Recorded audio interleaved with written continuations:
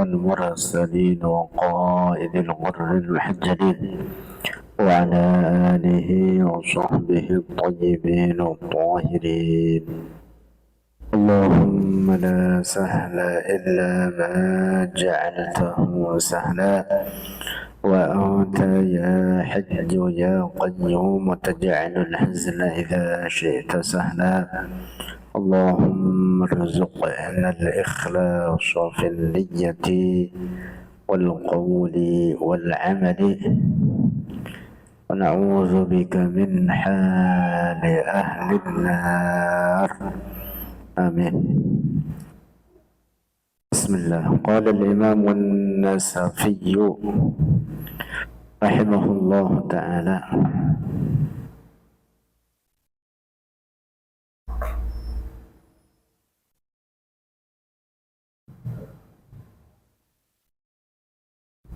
wa'adzabul qabri, dan bermula siksa kubur lil kafirina, bagi orang-orang kafir, wa ba'dhi usatil mu'minina, dan sebagian para pelaku maksiat orang-orang mukmin, wa tan'imu ahli ta'ati, dan diberi nikmat ahli ta'at fil qabri, di kubur, wa su'alu munkarin, dan soal munkar, wa nakirin, dan nakir. Sabitun bid-dalail sam'iyyati, itu sahih. Sabitun ay sahihun bid-dalail sam'iyyati, dengan dalil-dalil sam'i, disebutkan dan ditetapkan dalam Al-Quran dan hadis-hadis Rasulullah.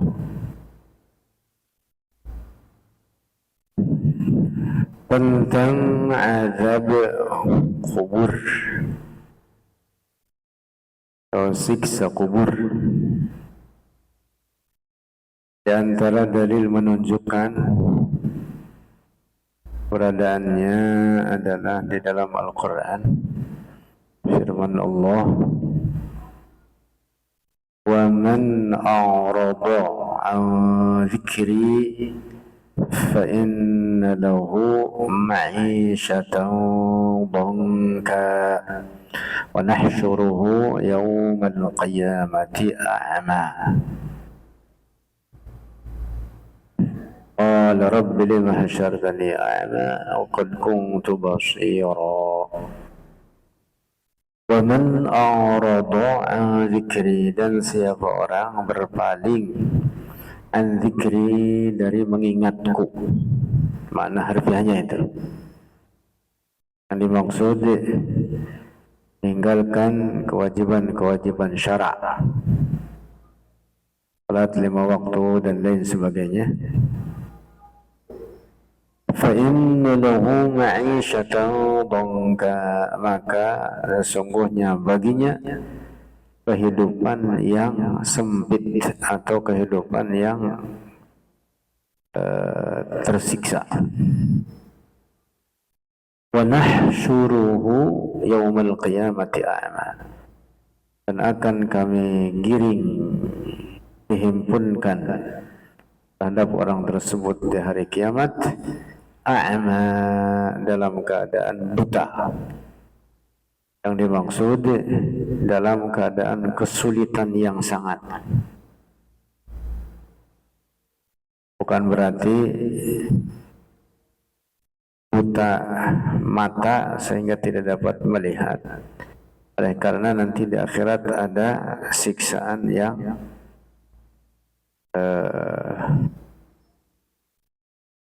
seseorang, apalagi orang-orang kafir, mereka tersiksa dengan melihatnya. Dan bahkan yang buta di dunia ini nanti di akhirat dikasih mata supaya melihat terhadap siksaan sehingga dia merasa tersiksa. Ya kalau umpama di akhirat orang buta lalu dibangkitkan dalam keadaan buta, ketika ngelihat siksaan santai aja. Tidak.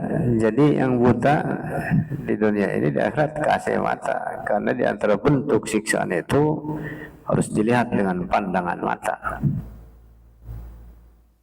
Nah, ayat ini وَمَنْ أَعْرَضَ عَنْ ذِكْرِي disepakati oleh para ahli tafsir berbicara tentang siksa kubur.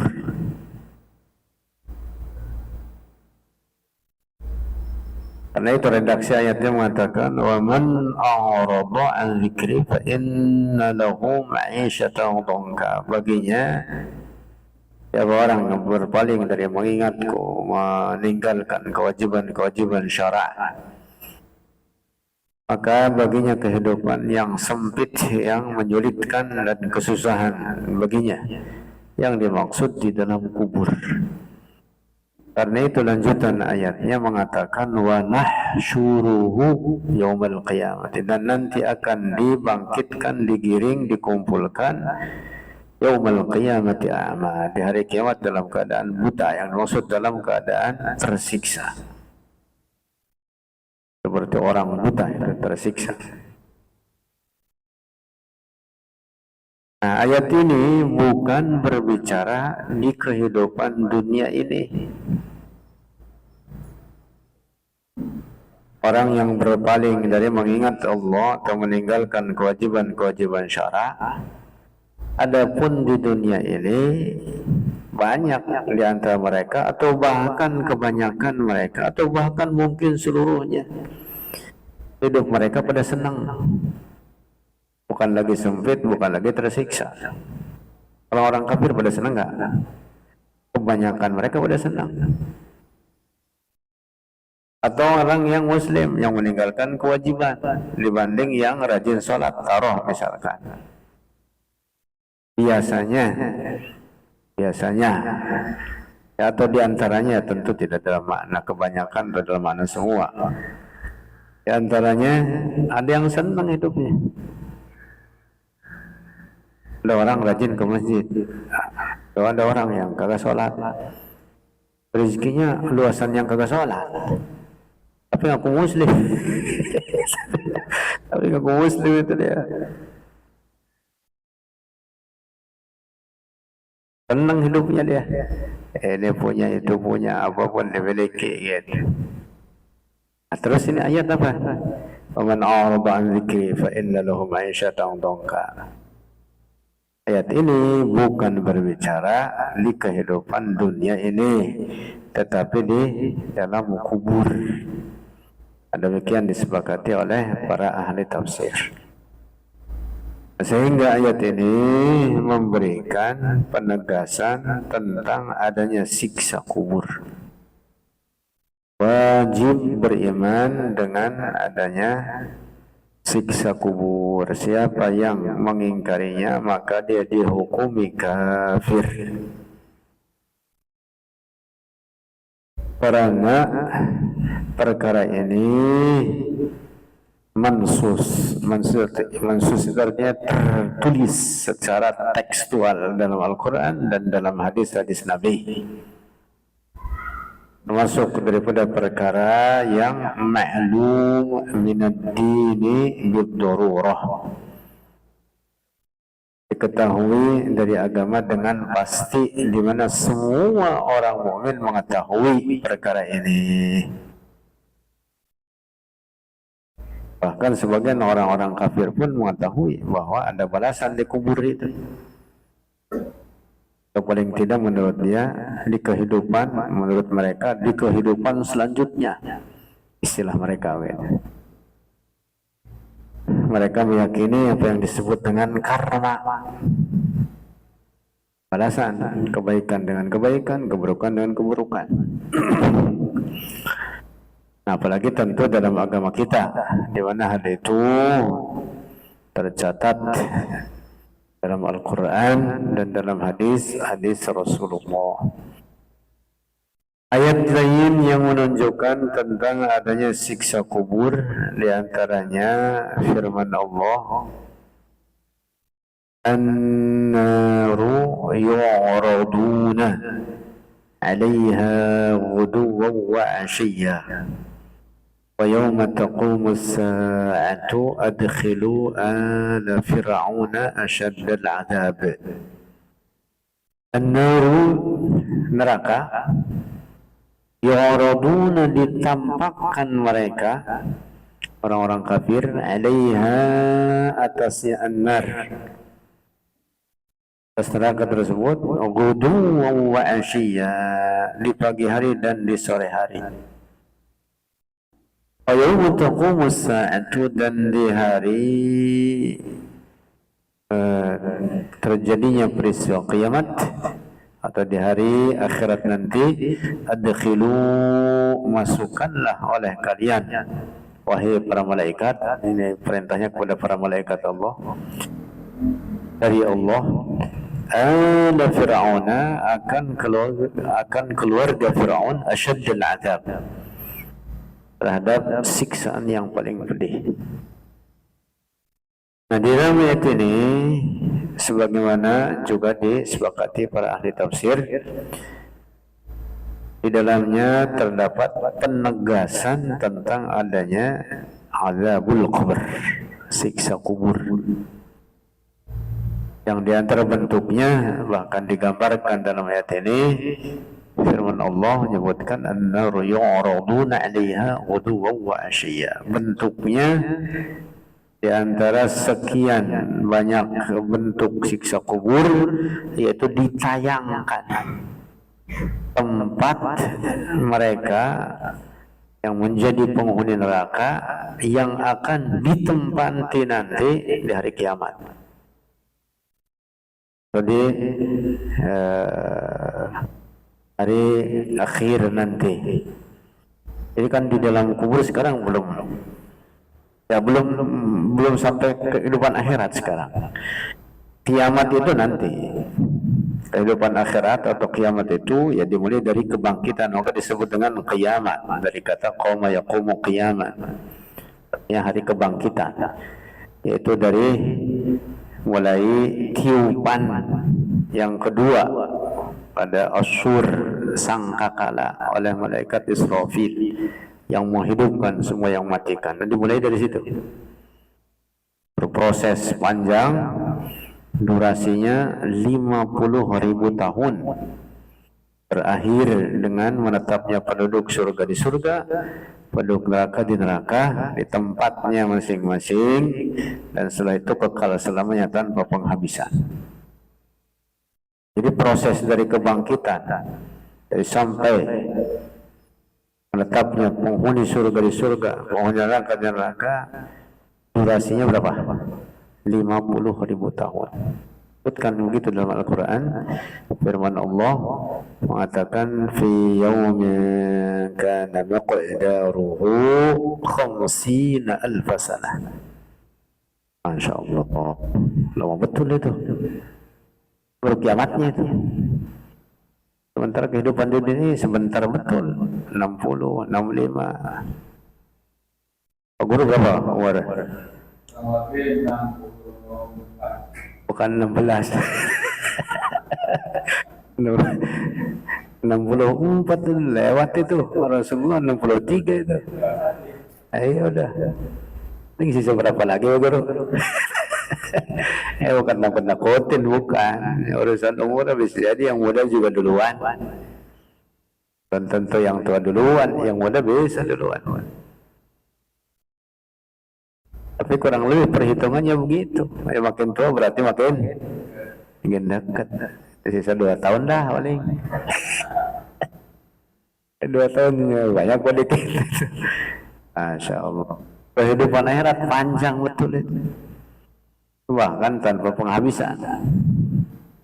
Kiamat durasinya 50.000 tahun. Nah, jadi itulah kiamat. Nah, sementara sekarang dikubur. Nah, di kubur itu ada yang dapat siksa kubur, ada yang dapat naimul qabr. Nah, jadi dalam ayat itu tadi di antara bentuk siksaan atau azab kubur adalah ditayangkannya tempat mereka di neraka yang akan mereka tempati. Itu tayangkan. Ya kurang lebih mirip-mirip layar lah gitu. Di tempat kamu. Masya Allah. Mengerikan ya. Mengerikan. Nah, termasuk di dalam banyak hadis juga ditetapkan tentang adanya azabul qabr. Salah satunya hadis sahih riwayat Imam Bukhari dan Imam Muslim tentang hadis al-asibur ratab, yaitu hadis tentang pelepah kurma atau pelepah yang masih basah, pelepah pohon yang masih basah yang diletakkan di atas dua kuburan oleh Rasulullah. Rasulullah berkata kepada para sahabatnya, innahuma la yu'azzabani. Dua orang di dalam kubur ini saat ini sedang disiksa. Wa ma yu'azzabani fi kabiri ismin. Tahukah kalian bahwa keduanya disiksa karena dosa besar? Para sahabat menjawab, Allah wa rasuluhu a'lam. Allah dan Rasulnya lebih mengetahui. Rasulullah berkata, bala, benar, keduanya disiksa sebab dosa besar yang mungkin dianggapnya sepele, tapi dosanya besar. Amma ahaduhuma fakana yamshi bin namimah. Adapun salah satu dari kedua orang ini dahulu ketika hidup adalah dia tukang ngadu domba. Bahasa sekarangnya provokator. Ngadu-ngaduin orang biar pada berantem. Wa amman akharu, dan adapun yang lainnya kata Rasulullah, fakana la yastanzihu minal bawl. Adalah dahulu ketika hidup tidak bersuci dari kencing. Ya bah, belebar aja terus sampai kagak tinja deh, kagak bersih-bersih. Ini penyebab utama daripada siksa kubur dua perkara ini. Dalam hadis lain Rasulullah bersabda, istanzihu minal bawdi fa inna ammata adzabil qabri minhu. Bersucilah kalian setelah kencing, karena penyebab utama daripada siksa kubur adalah kalau kencing kagak bersih-bersih. Itu. Nah, ini dalam hadis ini tentu penyebutan di dalamnya adalah orang mukmin. Artinya orang yang ada dalam kubur tersebut orang muslim. Orang muslim. Adapun kalau orang kafir disiksa, ya udah kagak heran udah. Rasulullah tentu kagak mau nanya lagi sama para sahabat yang lain, kagak. Kalau kafir udah jelas. Orang mukmin. Nah, sehingga difahami dari hadis ini seperti yang ditetapkan oleh Imam An-Nasafi itu tadi. Beliau mengatakan wa ba'di usatil mu'minin, dan terhadap sebagian para pelaku maksiat daripada orang-orang mukmin juga ada siksa kubur tersebut seperti diisyaratkan dalam hadis ini. Begitu.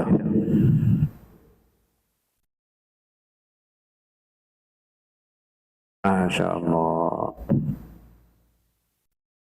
Bahkan kuburan itu jangan kata di dalamnya peburuk, di luarnya aja serem. Tidurnya serem kagak? Oh, coba tuh karyawan 3. Sekarang aja rame. Ntar jam 3, jam 2 situ masuk ke belakang situ. Ini kagak. Padahal tempat rame namanya.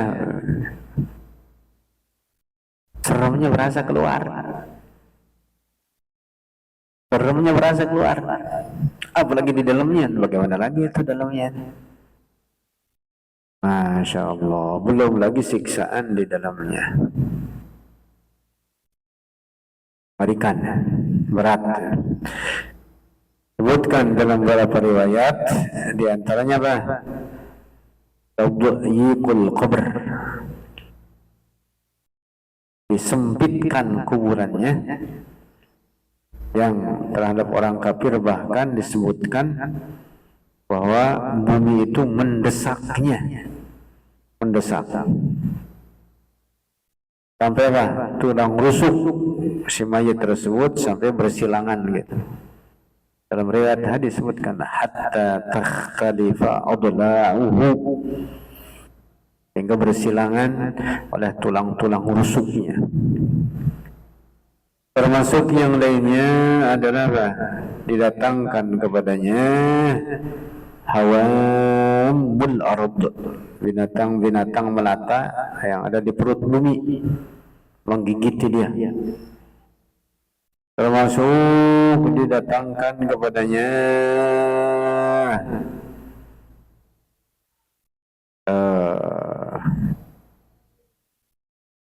apa itu tadi, tayangan yang akan menjadi tempatnya di neraka. Termasuk su'adul malakain yang merupakan fitnatul qabr. Fitnatul qabr, fitnah kubur sangat berat. Di antaranya adalah pertanyaan dua malaikat Munkar dan Nakir. Nah, ini yang ditegaskan oleh Imam An-Nasafi.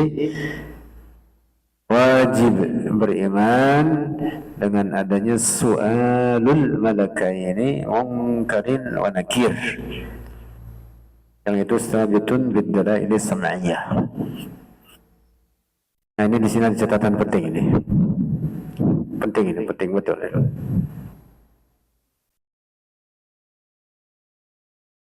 Orang mukmin, pelaku maksiat atau ahlul kabair yang tidak diampuni pada dosanya oleh Allah, sehingga dia harus mendapatkan siksaan di dalam kuburnya, maka siksaan yang berlaku terhadapnya hanya 7 hari saja. Penting ini. Hanya 7 hari saja. Ini disebutkan dalam banyak riwayat hadis dan dijelaskan oleh Al-Imam As-Suyuti dalam kitab Al-Hawilil Fatawi, juga dalam kitab lainnya, juga oleh para ulama lainnya. Nah, jadi bukan berarti orang mukmin yang mendapatkan siksa kubur lalu terus-terusan disiksa. Kalau begitu kasihan yang mati duluan. Mati duluan ratusan tahun yang lalu, loh bagaimana sampai sekarang disiksa mulu? Enggak begitu. Kalau begitu yang untung yang belakangan model bagur ini belum mati-mati. Lagi udah mati-mati. Yang dulu orang-orang tua kita udah pada mati, misalkan di antara mereka ada yang pelaku dosa sehingga dapat siksa di kubur, bukan berarti terus-terusan disiksa, tak. Jadi disiksa itu dalam kubur berapa? 7 hari. Inilah masa yang disebut dengan zamanul fitnah. Zamanul fitnah, masa fitnah kubur. 7 hari itu dimulakan, diantaranya dimulakan dengan apa? Datangnya Munkar dan Nakir kepada orang yang di dalam kubur tersebut, menyoal oleh Munkar dan Nakir tersebut. Ini termasuk fitnatul qabr. Berat itu, ujian berat itu, ujian berat. Nah, nanti yang bekerja di sini adalah amal soleh masing-masing. Pertanyaannya dengan bahasa Arab. Nah, kalau bukan orang Arab bagaimana? Kalau bisa bahasa Arab lagi. Iya. Guru mungkin tahu dah beberapa kalimat. Beberapa kalimat begitu. Menurut buka, Nabi juga bisa dah itu ada. Lumayan namanya. Punya persiapan gak gitu dah. Tetap nanti yang bekerja adalah amal soleh kita. Belum lagi tampilannya itu malaikat mungkar dan nakir serem betul. Serem betul. Yang beberapa kitab itu digambarkan, waduh, suaranya kayak geledek. Suaranya kayak geledek. Wah, kebungan lagi. Martil. Itu martil dari saking dahsyatnya.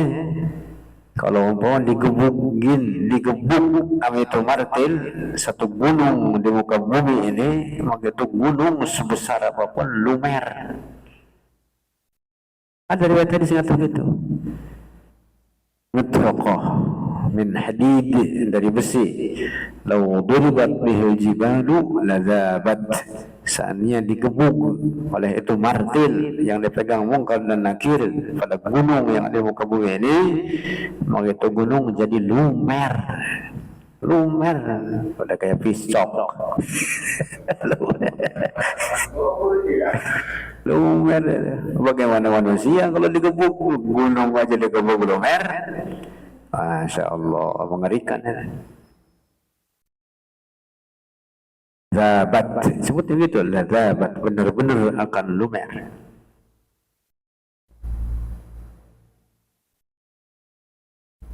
Nah, jadi yang disiksa terhadap orang mukmin atau siksaan terhadap orang mukmin pelaku maksiat ahlul kabair yang tidak diampuni dosanya oleh Allah dalam kubur hanya 7 hari saja. Sisa siksaan terhadapnya ditangguhkan nanti di akhirat. Ditangguhkan untuk di akhirat. Nah, karena itulah maka dengan dasar ini para ulama kita kemudian mengatakan sangat-sangat dianjurkan selama zamanul fitnah tersebut keluarga si mayit untuk banyak mendoakannya, bersedekah atas namanya, doakannya, mohonkan ampunan baginya. Itu. Kemudian timbullah tradisi tahlil di masyarakat kita. Praktiknya sudah dari dahulu ada, dari zaman tabi'in udah ada, bahkan dari zaman sahabat udah ada. Di mana di zaman sahabat Nabi dari kalangan Ansor, penduduk Madinah, apabila ada seorang dari mereka meninggal, maka bergantian mereka sekelompok orang datang, kemudian bacakan Quran, mendoakannya, beristighfar bagi si mayit. Gitu. Dengan dasar hadis ini tentang siksaan itu hanya 7 hari, para ulama kemudian menganjurkan kita selama zamanul fitnah tersebut banyak memohonkan ampun bagi si mayit. Itu. Jadi orang zaman kita sekarang mau gugat tahlil kagak ada dasarnya. Ngaji dulu lu bilangin ada. Agak paham itu dia. Bukan berarti bahwa tahlil tradisi seperti kita wajib, tidak. Tetapi ajaran pokoknya harus dipahami. Sehingga nanti yang mendoakan ya silakan, keluarganya saja boleh, orang-orang terbatas saja boleh. 7 hari cakep, karena itu zaman fitrah. Lebih dari 7 hari ya bagusan lagi. Gitu. Tentu jika kemudian yang mendoakannya lebih banyak, maka berarti manfaatnya lebih banyak bagi si mayit. Ditambah bersedekah makanan kepada hadirin yang mendoakannya, niatkan sedekahnya itu pahalanya bagi mayit, tentu lebih bagus lagi, manfaatnya lebih besar lagi. Walaupun itu bukan perkara wajib, tapi ajaran pokoknya harus difahami. Ini dia ajaran pokoknya. Paham Bu Guru? Nah, itu, jadi ingetin untuk ponakan. Guru punya ponakan Wahabi jelek. Agak paham deh.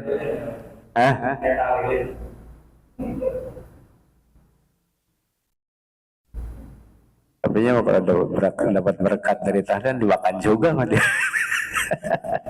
Iya. Apalagi apa? Dapat kebuli dari maulid dimakan juga sama dia. Heran juga itu. Tapi nggak tak haram, tapi doyan. Dimakan gak dia tuh Guru? Iya. Kayak iya, dia kata haram, kalau boleh tahlil, kalau boleh maulid, bagi berkat maulid, bagi berkat tahlil, dimakan juga. Tuh, betul. Ngedoain ogah noya dia, ngedoain ogah. Oke, bilang beda lagi. Bagian dapat makanan dimakan. Nah, ya. Balik lagi. Jadi siksaan terhadap orang mukmin itu jika dia pelaku maksiat, ahlul kabair, yang tidak diampuni dosanya oleh Allah sehingga dia harus mendapatkan siksaan di kubur, itu hanya berlaku 7 hari saja. Kecuali orang kafir, maka dia senantiasa dalam keadaan disiksa di kuburnya sampai jasadnya punah, kemudian rohnya terus disiksa, ditempatkan bersama orang-orang kafir lainnya dalam keadaan tersiksa mereka hingga hari kiamat. Adapun orang mukmin disiksa 7 hari itu aja.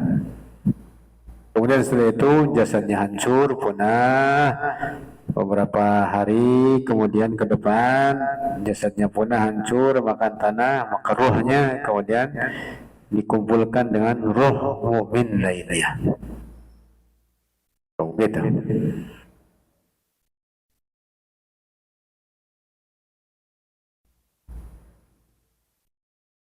Nah, kemudian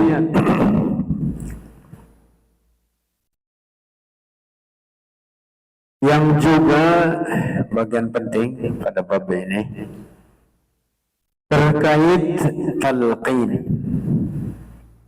Hal ini juga memiliki dalil di dalam hadis Rasulullah.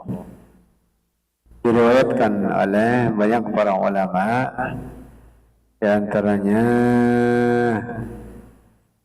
oleh Al-Imam Al-Hafiz Ibn Hajar Al-Asqalani dalam At-Talkhisul Habir. Sebuah hadis tentang anjuran talqin. Bahkan juga diriwayatkan oleh banyak para ulama lainnya.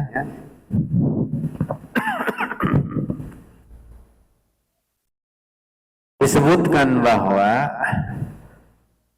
apabila mayit selesai dikuburkan,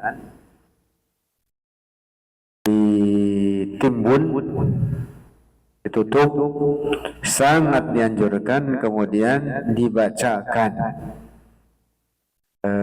talqin terhadapnya. Talqin itu makna harfiahnya menuntun. Menuntun. Talqin itu artinya apa? Menuntun. Menirukan. Ada riwayat hadis anjuran ini. Dipanggillah itu mayit oleh orang yang mentalqin, ya fulan ibn fulanah, sebut nama binnya, nisbat ke ibunya. Dengan panggilan pertama tersebut, maka si mayit membuka matanya di dalam kuburnya itu. Dengar dia dan buka matanya. Kemudian dipanggil yang kedua, yang fulan ibn fulan, maka itu mayit duduk. Yastawi qa'idan, dia duduk tegak. Kemudian dengan panggilan yang ketiga, ya fulan ibn fulana, maka itu si mayit berbicara kepada orang yang di atasnya tersebut, yang memanggilnya itu berkata si mayit, arsyidna rahimakallah, beri petunjuk kepadaku, semoga Allah merahmatimu. Itu mayit ngomong, minta diunjukin apa yang harus saya lakukan. Dia sadar dia sudah dikubur dalam kengerian. Untung masih ada temannya di situ di atas, makanya dia minta petunjuk apa yang saya lakukan. Nah, kemudian dituntunlah itu si mayit dengan dikatakan kepadanya, idza ja'akal malakani, apabila datang kepadamu dua malaikat, dan seterusnya. Lalu bertanya keduanya, man rabbuka, man nabiyuka, wa ma dinuka, wa qiblatuka, wa kitabuka. Jawablah dengan jawaban yang fasih. Jawabnya ini. Gitu. Nah, dalam hadis itu tadi diriwayatkan oleh Hafiz Ibn Hajar, ketika seseorang ditalqin, maka tidak jauh dari kuburannya tersebut mungkar dan nakir yang akan menyoal kepada orang di dalam kubur itu. Udah siap-siap. Kalau udah tinggal aja, wah langsung masuk. Nah, ketika ditalqin, maka dua malaikat ini salah satu darinya memegang tangan temannya. Berkatalah salah satunya kepada temannya itu, "Malladzi yuqa'iduna huna?" Apa yang membuat kita duduk menunggu di sini? Itu si mayit supaya ditinggalin keluarganya. Fa innahu qad luqina hujjatahu. Sungguh itu si mayit telah diberikan hujjahnya. Dia udah dapat bocoran akan jawaban yang akan kita tanyain. Yadhabani, maka keduanya pergi, kagak jadi nyoal. Maka jangan diremehin talqin itu Pak Guru. Dengan dasar hadis ini, ada mayit yang karena ditalqin sehingga dia aman dari fitnatul qabr, dari soalul malakain. Bebas deh. Jangan diremehin makanya. Rahmat Allah sangat luas. Rahmat Allah sangat luas. Ada sekelompok orang yang memang tidak ditanya oleh mungkar dan nakir. Para nabi, apalagi para nabi. Para nabi lebih tinggi derajatnya dibanding para malaikat. Kalau nabi disoal juga, kurang aja. Bahasa kita yang gitu, kagak tahu diri udah tuh ikat songong gitu. Masa hansip nyol jenderal yang ada tempeleng tuh hansip. Itu. Anak-anak kecil yang mati bulan balik tidak disoal. Para syuhada ul ma'rakah tidak disoal. Rahmat Allah sangat luas. Dengan dasar hadis ini termasuk yang ditalqin, dia dapat rahmat Allah sehingga dia tidak disoal oleh mungkar dan nakir. Enggak? Penting makanya talqin itu. Ini malah dikata bid'ah. Coba Pak Guru pesenin talqin anak-anak sama keluarga. Dari sekarang wasiatin, kalau kagak ditalqin lu kagak dapat warisan, bilangnya. Itu jadi jatuhnya wasiat itu. Jatuhnya wasiat itu. Kalau kagak dapat warisan lu gua kagak rela, gitu aja dah. Lu bilangin aja gua cekek lu. Bilangin lu anak begitu. Dari sekarang itu jadi wasiat ya. Penting banget itu. Penting banget. Akan pesan kalau perlu dari sekarang. Silakan Pak Guru pesan sama Gofur, talqinin gua ntar kalau gua mati duluan. lihat nih, kalau kagak bisa nah, misalkan gitu dah tuh. Iya gitu. Mama Asep begitu, Asep, ntar gua mati duluan, jangan lupa wasiat ini. Kalau kagak, dosa lu. Kagak ngerjain wasiat gua ini, gitu. Perlu itu. Wasiat ya. Besar manfaatnya itu, talqin. Nah, jadi ini hadis-hadis riwayat menyangkut bab ini dan di dalamnya terdapat penetapan tentang adanya siksa kubur sebagaimana juga ada naimul kubur. Makanya tadi disebutkan oleh Imam An-Nasafi dalam akidah ahli sunnah ini bahwa di antara yang wajib kita yakini adanya yaitu ada naimul kubur, sebagaimana juga ada adzabul kubur. Adapun naimul kubur banyak macamnya, bentuknya. Yang jelas kalau ada azabul qabr otomatis berarti ada naimul qabr. Sebutkan dalam riwayat hadis terkait naimul qabr banyak. Di antaranya misalkan diluaskan di 70 zira'an fi 70 zira'an, luaskan kuburnya menjadi 70 hasta. Kemudian tanwir al-qabr dulu disinari kuburannya, hilang wahsyah. Wahsyah itu kengerian. Jadi dalam kubur senang, banyak ngeri, senang. Subhanallah. Ada sebagian kuburan begitu itu. Jadi orang yang hidup saja datang situ malah senang. Ada sebagian kuburan dari jauh aja udah serem, apalagi dekat. Tapi ada sebagian yang lain, orang datang ke kuburan senang. Makam-makam para wali duduk-duduk di situ orang senang. Gak ada takut nih, gak ada seremnya. Banyak itu naimul qabr disebutkan dalam beberapa riwayat hadis. Nah ini yang disebut dengan kata Imam An-Nasafi sabitun bid-dalail sam'iyah. Allahu a'lam bissawab.